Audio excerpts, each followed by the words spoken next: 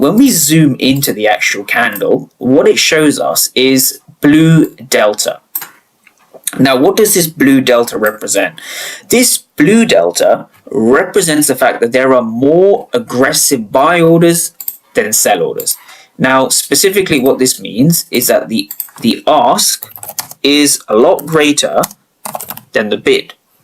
And so this translates to there being more aggressive buyers than aggressive sellers, right?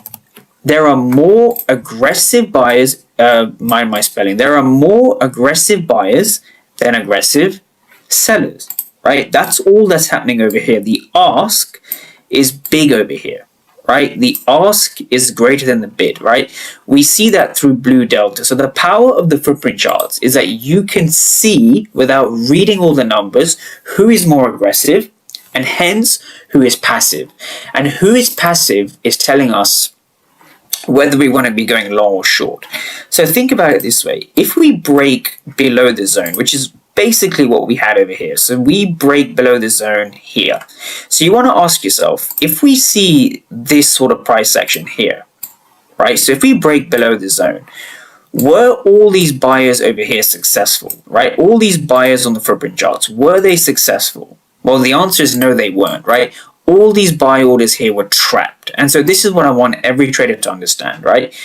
It's not that there are more sellers than buyers or more buyers than sellers. Here, there's actually more market buy orders. So the market, let me spell this right. So the market buy orders, right, which is what you see on the footprint charts, are greater than the market sell orders. So in other words, who is sitting here at this key level? So this is now 68.84 to 68.80. Who is sitting over here that's responsible for the lower prices? Well, in this region here, there are what we call passive sellers, right? These are passive sellers that are responsible for the lower prices. So when you're coming into a key level, you need to understand this basic concept. Passive sellers drive price down. And so my execution came today or yesterday, right? My execution came at 60. So if you just take a look here, it came at 68.70, right? 68.70 was the main execution. So now when we go back to the charts, we want to kind of understand 68.70 was the main execution. So I'm looking for essentially this break and retest, right? So break, retest, and then 68.70 was the execution, right? So I was happy to have my kind of stop just above this long wick over here, right? This long wick over here was just where I was happy to have my stops.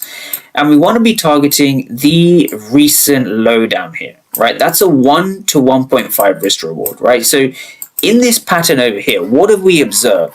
We have observed a very, very simple break and retest. And so this is the three-step pattern I want traders to understand, right? This is what your chart should look like. We are looking for a break, we are looking for a retest, and then we want to go short, right? So we are trying to go short in this region over here. This is where we want to be going short the most, right? So we're seeing this retest to the downside before going short. So again, order flow shows us very particularly that this is the move itself playing out. And so we did have, again, lower prices, you know, as we began to kind of melt beneath this zone. So if you're struggling with lower time frame execution,